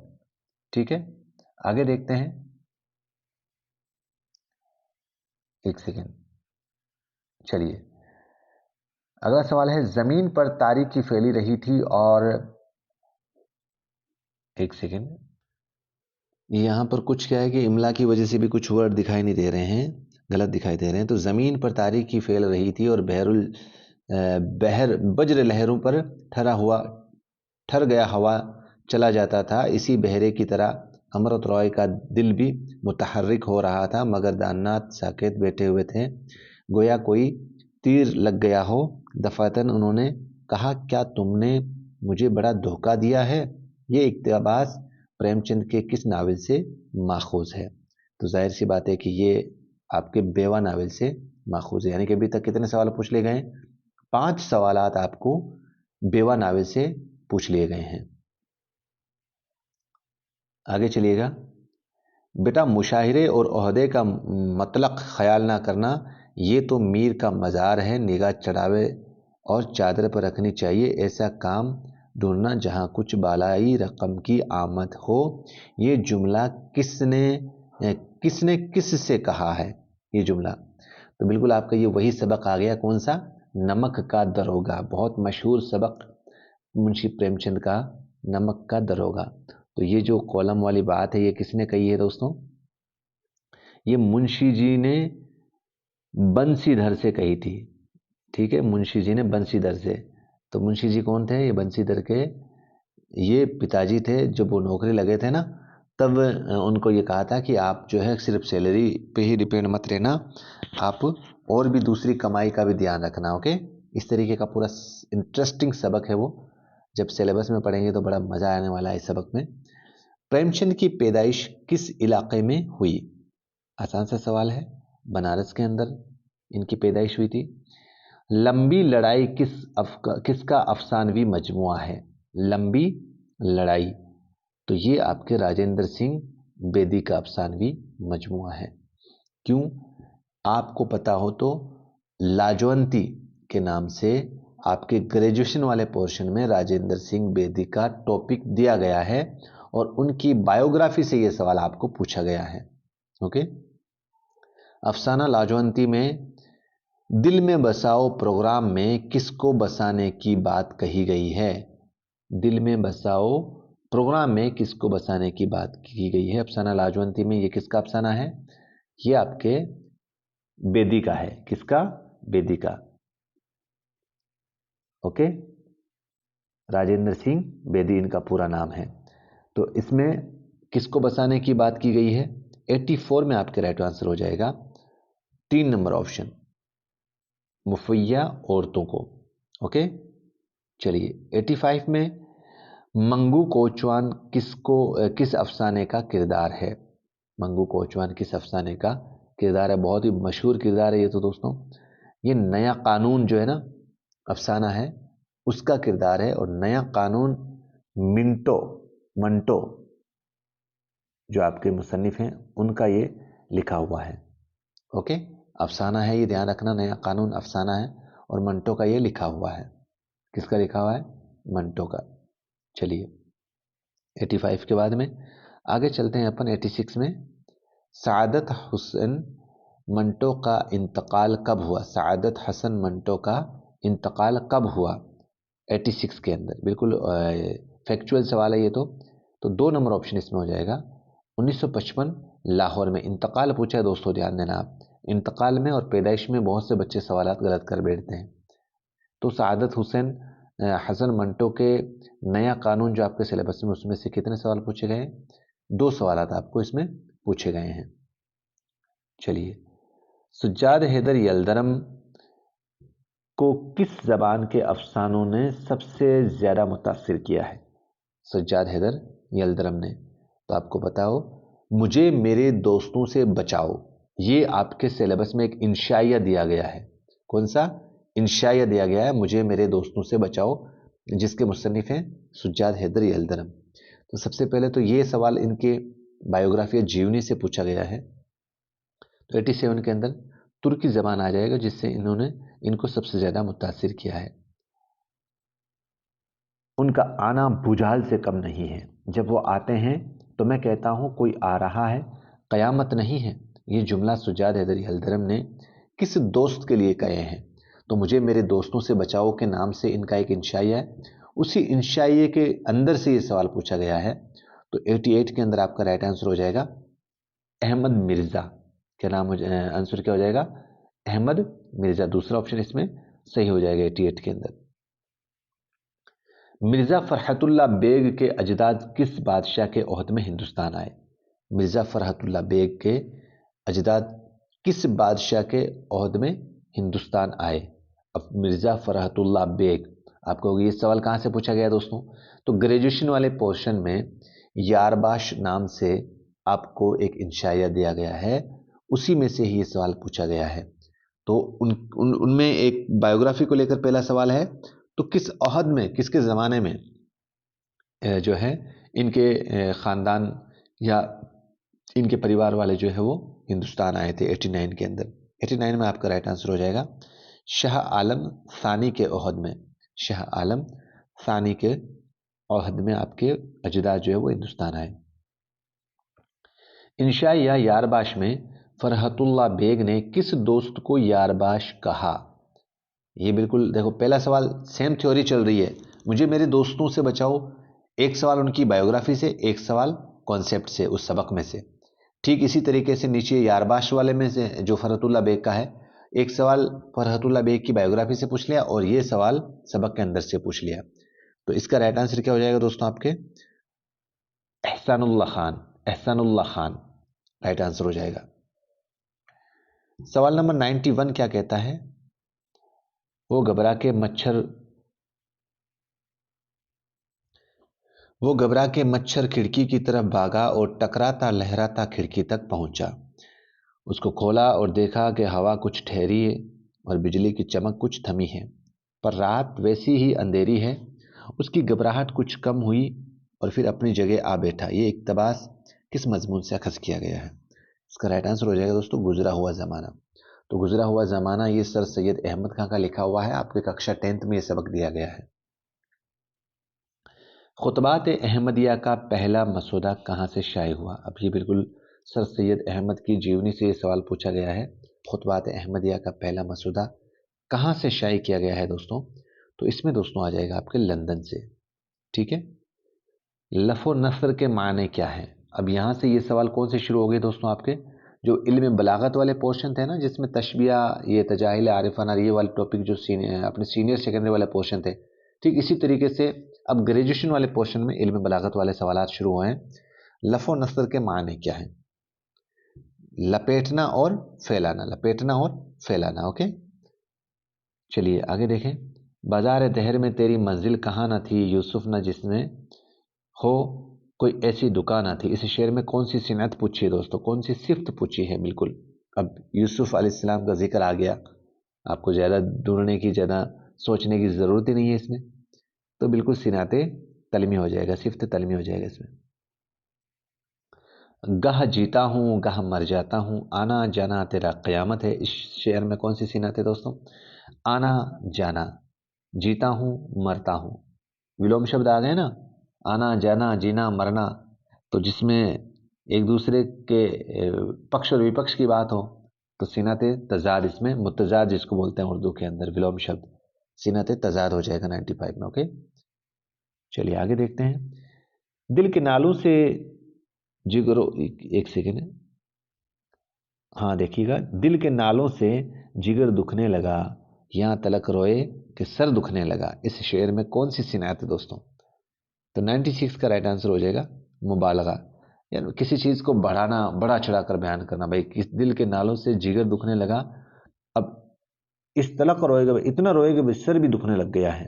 तो बड़ा किसी चीज़ को बयान करना ये मुबालगा में मानी जाती है। 96 में 3 नंबर ऑप्शन होगा दोस्तों। हर एक मकां को है मकी से शर्फ असद, मजनू जो मर गया तो जंगल उदास है। इस शेर में कौन सी सिनात है दोस्तों? तो 97 में दोस्तों आपके राइट आंसर हो जाएगा हुस्न तालील। हुस्न तालील, इनको लेकर हुस्न तालील, गलू रुजू, हुस्न मुबालगा, ये सारा डिस्कस दोस्तों इल्म बलागत का बहुत डिटेल में है। और हमारा जो कोर्स शुरू होगा वो इंशाल्लाह सबसे पहले इसी टॉपिक से शुरू होगा। क्यों? क्योंकि ये टॉपिक जो है चाहे कितना भी सिलेबस चेंज कर ले आरपीएससी, ये सिलेबस जो है रहना ही रहना है। इल्म बलागत वाला पोर्शन रहना है, और ये जो इसनाफ है ना, नसर नज़म वाला पोर्शन, ये रहने वाला है। इसमें कोई बदलाव नहीं होगा। ज़्यादा से ज़्यादा बदलाव होगा तो वो आपके सबक जो दिए गए ना पाठ, वो हो सकते हैं इसमें बदलाव किए जाए। चलिए, सवाल नंबर 98 क्या है? ऐसी नज़म जिसके हर शेर के काफ़िए अलग अलग हो लेकिन हर शेर के दोनों मिसरे हम काफ़िया हो, उसे क्या कहते हैं? बिल्कुल उसको कहते हैं मसनवी। क्या कहते हैं? मसनवी। किताब में कम से कम कितने शेर हो सकते हैं? किताब का माना ही टुकड़े करना होता है दोस्तों। ठीक है, 99 का राइट आंसर हो जाएगा आपके 2। कम से कम कितने शेर हो सकते हैं? 2 हो सकते हैं। चलिए, ऐसी नज़म जिसके अशार में रब्त होना ज़रूरी है मगर वज़न, बहर, मौजू और मतला की पाबंदी ना हो, उसे क्या कहते हैं? ये शेर बोनस वाला आ गया भाई आरपीसी की मेहरबानी से। ये जो चारों ऑप्शन है बिल्कुल ऑप्शन सही है, इसमें कोई गलती नहीं है। गलती कहाँ करी है इसमें टाइप राइटर ने? ये जो ना है ना, ना, ये टाइप हो गया उससे। बाकी सवाल भी सही है, ऑप्शन भी सही है। ऐसी नज़म जिसके अशार में रब्त होना ज़रूरी है मगर वज़न, बहर, मौजू और मतले की पाबंदी हो, उस नज़म को तो कहते हैं गज़ल। ठीक है, ना का मतलब यहाँ इस ऑप्शन में से कोई ऐसी सिनफ है ही नहीं जिसमें रब्त तसलसल भी ज़रूरी है और मतला भी ना हो। ठीक है ना, तो ये सवाल गलत पूछ लिया यहाँ पर, इस वजह से बोनस देना पड़ा आरपीसी को। चलिए आगे बढ़ते हैं दोस्तों। जिस नज़म में न रदीफ़ हो न काफिया हो, और अगर कहीं हो भी तो किसी मुसल्लमा कायदे के बातें हैं, तो यानी नियम कायदे के मुताबिक हो, तो उस नज़म को क्या कहते हैं दोस्तों? मुअर्रा नज़म कहते हैं। मुअर्रा नज़म को तो एग्जामिनर छोड़ने वाला ही नहीं है भाई। कोई सा भी एग्जाम उठाओ, मुअर्रा नज़म पे तो वो सवाल पूछेगा ही पूछेगा। तराना किसे कहते हैं भाई? 102 के अंदर जाहिर सी बात है रुबाई का दूसरा नाम क्या है? तराना भी है। ये सारे सवाल दोस्तों हूबहू डिट्टो अपने नोट्स के हाथ से लिखे हुए कंटेंट से बिल्कुल एकदम ऐसे अंडरलाइन करके हुए उठाए गए हैं। तवालत किस नस्री सिनफ की अव्वलीन शर्त है? तवालत, लंबाई, पहली शर्त तवालत किस नस्री सिनफ की अव्वलीन शर्त है? तो दोस्तों दास्तान के अंदर जितनी तवालत होगी शायद ही किसी दूसरी नस्री सिनफ में पाई जाएगी। बयान करते जाओ करते जाओ करते जाओ दास्तान में, बादशाह से लेकर पुराने पुराने से पुराने बादशाहों को लेकर आज के दौर तक के बादशाहों को आप दास्तान बयान करते जाओ, खुली छूट है आपको। ऐसी सिनफ को क्या कहते हैं? दास्तान। रिपोर्टाज, यादें के रिपोर्टाज निगार कौन है? यादें बहुत ही मशहूर रिपोर्टाज है, और इसको लिखने वाले कौन है दोस्तों? सुज्जाद ज़हीर। सुज्जाद ज़हीर। इंशाइया वकील के इंशाइया निगार कौन हैं? इंशाइया निगार कौन हैं? तो देखो अब यहाँ पे गलती क्या होगी, ये वही सवाल है दोस्तों आरपीसी की मेहरबानी से बोनस लेने वाला। अब ऑप्शन में देखें तो इसका राइट आंसर है, बिल्कुल है दोस्तों, लेकिन यहां इमला की गलती होगी। जिनशाइया निगार नाम हो गया इंशाइया की जगह, क्या आ गया?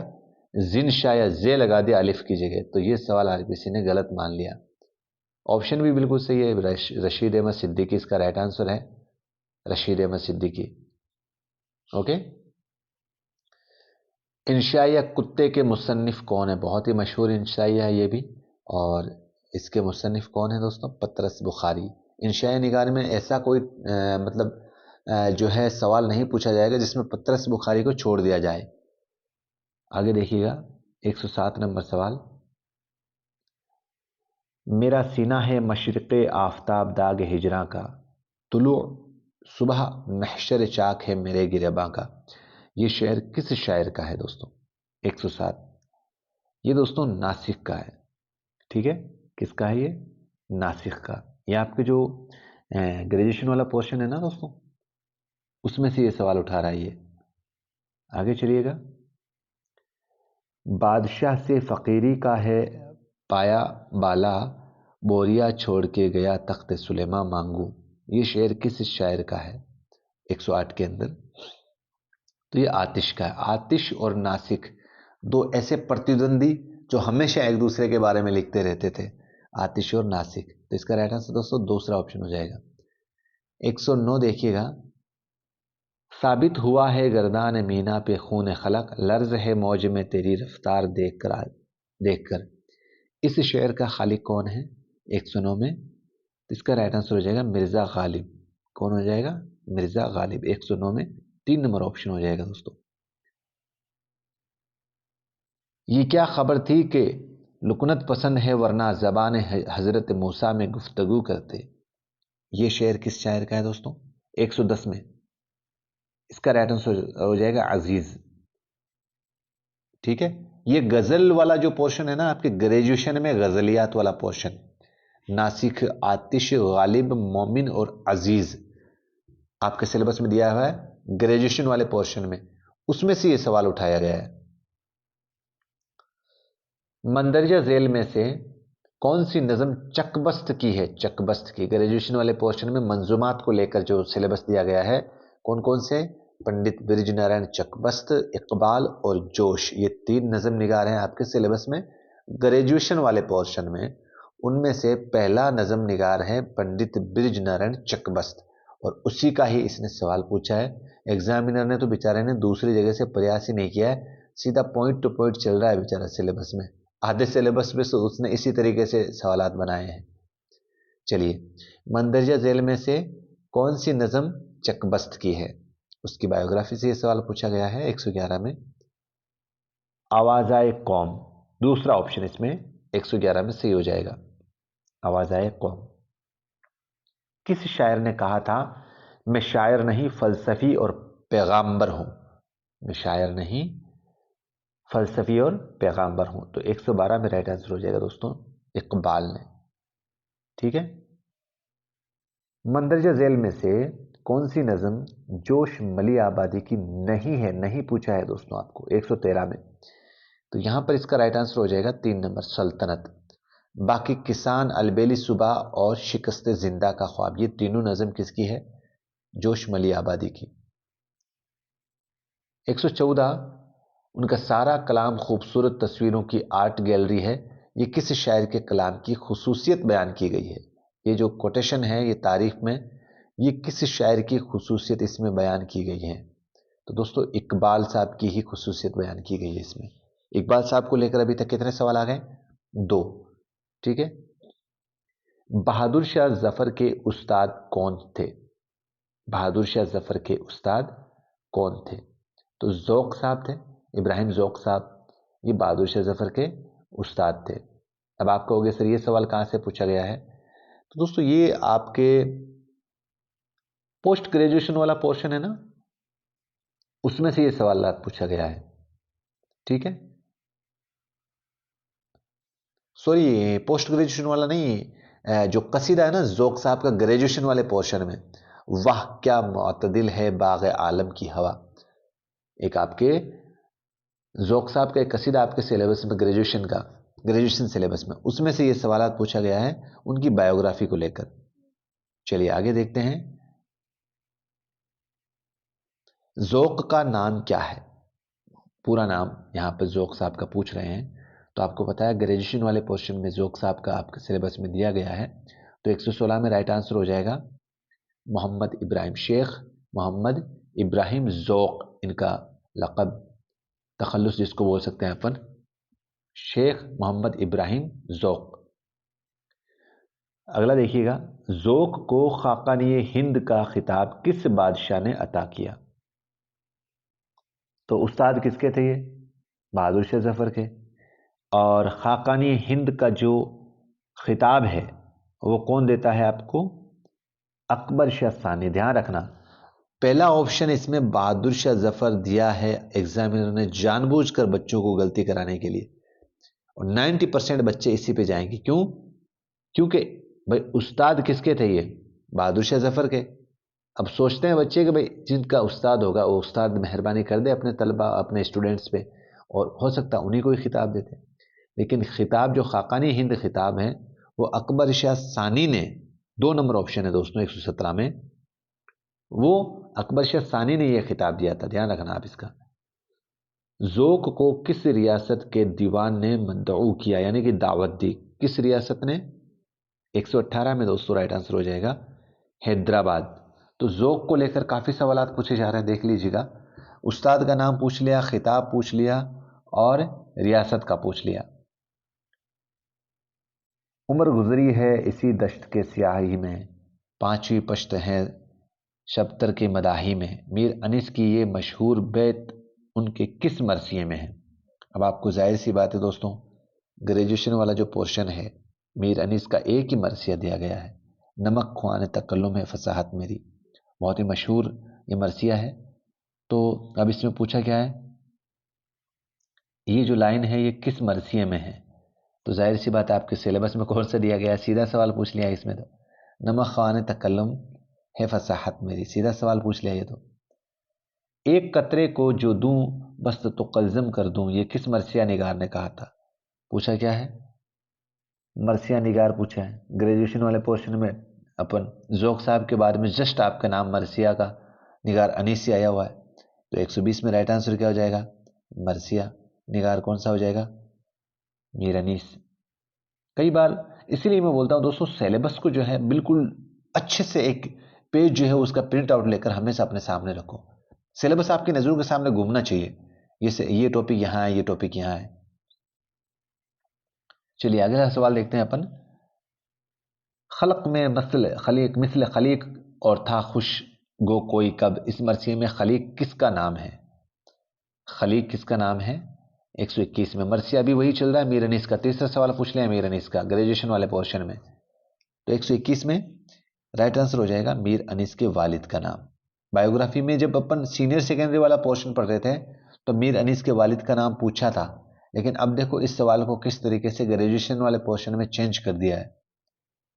नमक ख्वाने तक, ये क्या है? नमक ख्वानज़्म बेफसाहत मेरी, इस मरसिए के चेहरे में शायर ने किस मजमून को नज़म किया है? किस मजमून को नज़म किया है? तो 122 में भी दोस्तों आपके एग्जामिनर साहब ने आपको दे दिया है बोनस। ठीक है, क्योंकि ये जो ऑप्शन है इन चारों में से जो चेहरे में जो पहला पार्ट होता है मरसिया का, उस वाले पोर्शन में चेहरे के अंदर जो टॉपिक होता है, जिस जिस विषय वस्तु में रखना होता है चेहरे वाले विषय वस्तु में, उनमें से ये टॉपिक जो है चारों ऑप्शन नहीं शामिल है, इसलिए ये बोनस दे दिया गया है। 123 के अंदर देखते हैं दोस्तों, दास्तान बाग व बहार में नीमरोज के बादशाह की बेटी की शादी किससे होती है? अब यहाँ पर नीमरोज ये इमला की गलती हो गई 123 में, और इसी वजह से आरपीसी ने इसको दे दिया है बोनस। ठीक है, इमला की गलती की वजह से आप देखो कितने सवालात जो है वो गलत हो रहे हैं वो। चलिए आगे देखिएगा 124 में, खुर्दमंद का किरदार का ताल्लुक किस दास्तान से है? 124 में बागो बहार से। अब यहां से पोस्ट ग्रेजुएशन वाला सिलेबस आपके शुरू हो चुका है। ठीक है, खिदमत किरदार का ताल्लुक किस दास्तान से है? बागो बहार से। ख्वाजा सरपरस्त का किस्सा किसने सुनाया? अब बागो बहार से ये सवाल उठाया गया वापस 125 में। तो आजाद बख्त बादशाह ने दरबार में। आगे चलिएगा, ड्रामा अनारकली में अंबर किसकी राजदार थी? ठीक है, अनारकली में। अब ग्रेजुएशन वाले पोर्शन में अनारकली जो ड्रामा है इम्तियाज अली ताज का, तो उसमें से ये सवाल पूछा गया है। तो कौन है इसका राइट आंसर क्या हो जाएगा? दिल आजाम की। ओके, दिल आजाम की ये राइट आंसर, 1 नंबर ऑप्शन इसका राइट आंसर हो जाएगा। ड्रामा अनारकली मुश्तमिल है कितने एक्ट पर मुश्तमिल है? बहुत अच्छा सवाल है दोस्तों, सीधा सवाल कई बार फैक्चुअल सवाल पूछ लेते हैं और इसी तरीके में से अपन क्या एक्ट याद नहीं करते कितने एक्ट में है वो। और एक्ट उसको याद होगा जिसने पूरा उस सबक को, उस ड्रामे को डिटेल में पढ़ा है, उसको एक्ट पता है कौन से एक्ट में कौन सी बातें हुई, कौन सी घटना हुई। तो हमें पूरा एनालिसिस करना है उस सबक को। 127 में 1 नंबर ऑप्शन हो जाएगा, 3 एक्ट पर ये आधारित है। ओके, इम्तियाज अली ताज का इंतकाल कब हुआ? ये चौथा सवाल है दोस्तों ड्रामा अनारकली को लेकर। 3 सवाल पाठ में से हैं और ये चौथा सवाल अभी इम्तियाज़ अली ताज की बायोग्राफी से है। तो इसका इंतकाल पूछा है 128 में। इंतकाल की डेट होगी दोस्तों आपके 1970। 1970, 128 में 1970। अब सवाल शुरू होता है दोस्तों, उमराव जान अदा मिर्ज़ा हादी रुस्वा। नावल का नाम क्या है? उमराव जान अदा। और इसके नावल निगार कौन है? मिर्ज़ा हादी रुस्वा। ठीक है। अब इसमें सवाल क्या पूछा है? उमराव जान अदा को धोखे से किसने अगवा किया? तो ये तो सबक के अंदर से सवाल पूछा है ना पहला भी। अभी मिर्ज़ा हादी रुस्वा की बायोग्राफी से सवाल नहीं पूछा है। तो उसको अगवा किसने किया? 1 to 9 सवाल, यानी कि 129 में से दूसरा सवाल का राइट आंसर हो जाएगा दिलावर खान ने। किसने अगवा किया? दिलावर खान ने। बुआ हुसैनी किस नावल का किरदार है? तो जाहिर सी बात है एक ही सवाल पूछा है अभी तक उमराव जान अदा में से। तो इसके बेस पर भी अगर आपको नहीं आता है तो अगर आपको सिलेबस आपके माइंड में होगा ना, तो आप बिल्कुल इस सवाल तक पहुंच ही जाओगे। किस नावल का किरदार है? उमराव जान अदा का। उमराव जान अदा का ये तीसरा सवाल आ गया है। उमराव जान अदा नावल में फैज़ अली कौन था? ये किरदार को लेकर सवाल है। और इस तरीके के किरदार पूछे जाते हैं भाई, किसने, उसकी माशूका का नाम क्या है और उसका किरदार किसने निभाया था। इस तरीके से सवाल ड्रामा और नावल में से पूछे जाते हैं। तो 131 के अंदर राइट आंसर हो जाएगा डाकू। 2 नंबर ऑप्शन। फैज़ अली कौन था? डाकू। मंदरजा झेल में से कौन सा अफसाना अफसानवी मजमुआ वारदात में शामिल नहीं है? अब सबसे पहले तो ये पता होना चाहिए वारदात जो है वो किसका अफसाना मजमुआ है? मुंशी प्रेमचंद साहब का। तो इसमें से कौन सा ऐसा जो अफसाना है वो अफसाने मजमुए में शामिल नहीं है? नहीं पूछा है दोस्तों, ध्यान देना आप। 132 में नमक का दरोगा जो दोस्तों वो वारदात में शामिल नहीं है। गिली डंडा, मालकिन, कातिल माँ, ये सारे दोस्तों आपके वारदात में शामिल हैं। ये नमक का दरोगा मुंशी प्रेमचंद के दूसरे शेरी मजमूए में शामिल है। प्रेमचंद का पहला अफसाना किस रिसाले में शाये हुआ? पहला अफसाना। तो 133 में राइट आंसर हो जाएगा रिसाला जमाना में। ठीक है। 1929 में नवल किशोर प्रेस लखनऊ के हिंदी नामा माधवी का मुदीर कौन मुकर्रर हुआ? 1929 में 134 के जो सवाल है उसका राइट आंसर हो जाएगा मुंशी प्रेमचंद। ये सवाल तीसरा सवाल पूछा गया है किसमें से? मुंशी प्रेमचंद का जो अफसाना है वारदात आपके पोस्ट ग्रेजुएशन वाले पोर्शन में, उसमें से ये सवाल पूछा गया है।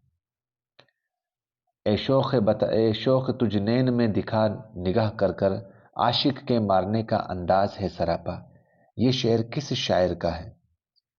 तो 135 में आपके राइट आंसर हो जाएगा वली दक्किनी का।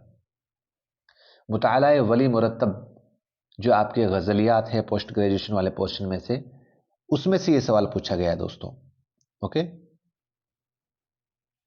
वो नाज़नी अदा में एजाज है सरापा, खूबी में गुल रखा सू मुमताज है सरापा, इस शायर का खालिक कौन है? 136 के अंदर इस शेर के खालिक भी वली दक्किनी है। बिल्कुल टॉपिक, मतलब जो सिलेबस में टॉपिक दिए गए उसके सीरियल में ही हम आगे बढ़ रहे हैं। पेपर एग्जामिनर सेटर ने जैसा बनाया है। जो भले हैं वो बुरों को भी भला कहते हैं, मिसरा सानी की निशानदेही कीजिए। अब जो पैटर्न, एक चीज़ यहाँ पर गांठ बांध लेना दोस्तों, सबसे जो मुश्किल सवालात में जो आपको गलत कराने वाले सवालात होंगे आगे वाले आने वाले पेपर में भी, तो वो इस तरीके के सवालात होंगे।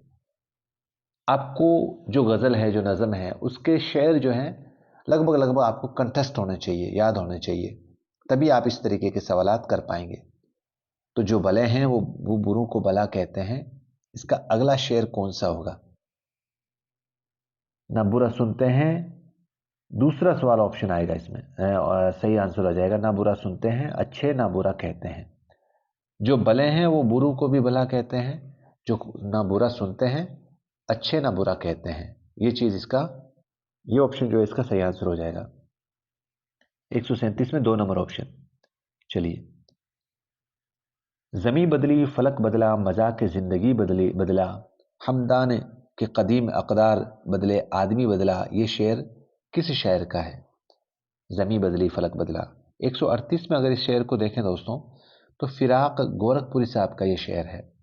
अब फिराक गोरखपुरी साहब का ये सिलेबस कौन सा है? पोस्ट ग्रेजुएशन में गुले नगमा, गुले नगमा, गुले नगमा के नाम से आपकी गजलियात की एक इब्तदाई 10 गजलें हैं ना, उसमें से ये शेर पूछा गया है। चलिए, तो फिरा गोरखपुरी साहब इसमें राइट आंसर हो जाएगा।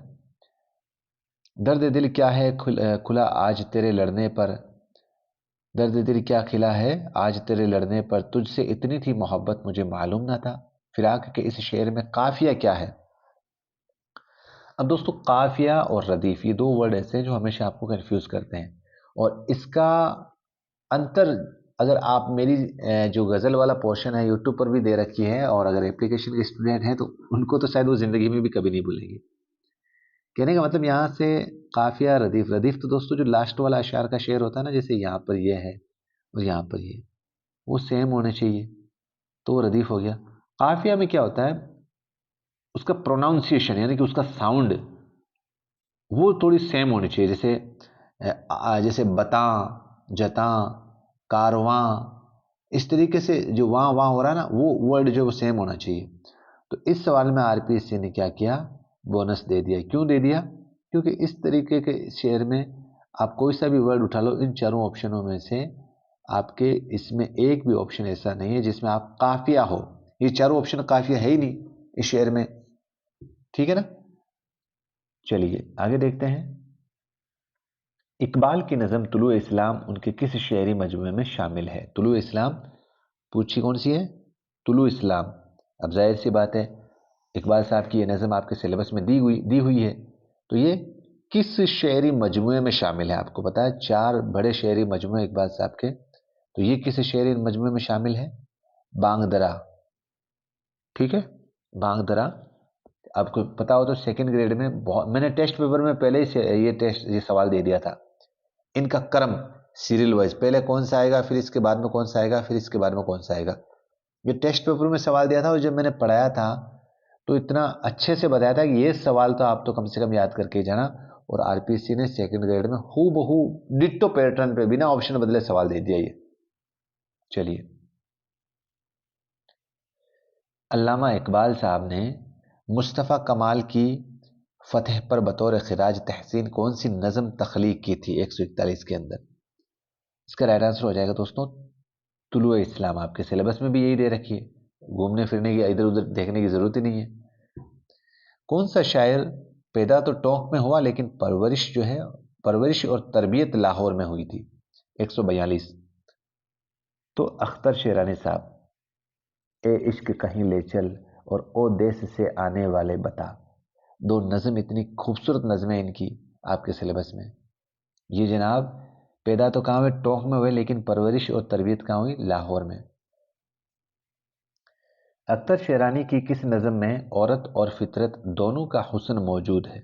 तो आपको पता है 2 नज़में आपके सिलेबस में दे रखी है इसमें, तो 143 के अंदर राइट आंसर हो जाएगा ए इश्क कहीं ले चल, जहां पर औरत और फितरत दोनों के हुस्न की जो है मौजूद है आपके।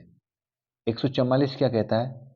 क्या शाम को अब भी जाते हैं अहबाब किनाया दरियार, वो पेड़ घनेरे अब भी हैं शादाब किनारे दरिया पर।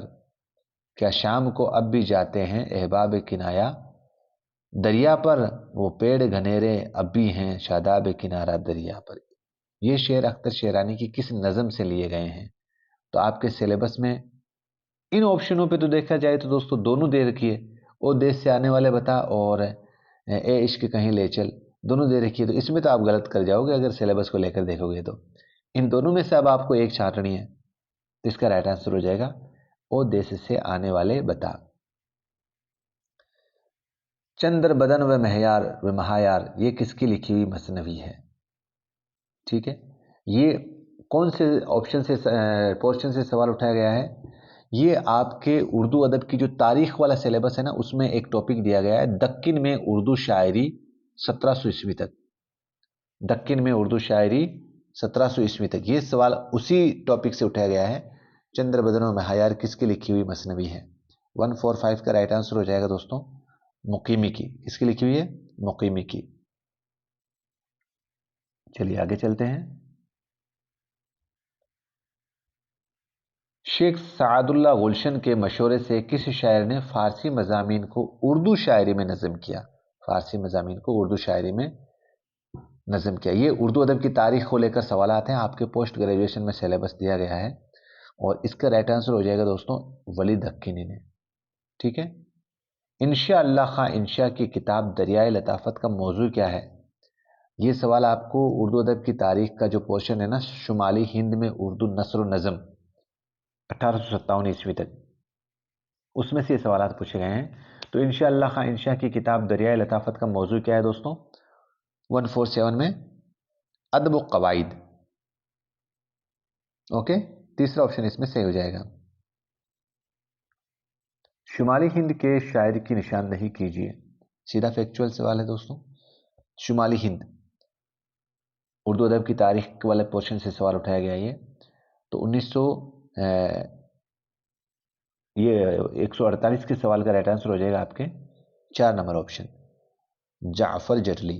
शुमाली हिंद के शायर कौन है? जाफर जटली। ये तो दक्कन के शायर हो जाएंगे, बाकी गवासी, नुसरती, कुतुबी। सर सैयद अहमद खान ने तारीख सरकशी बिजनौर कब लिखी?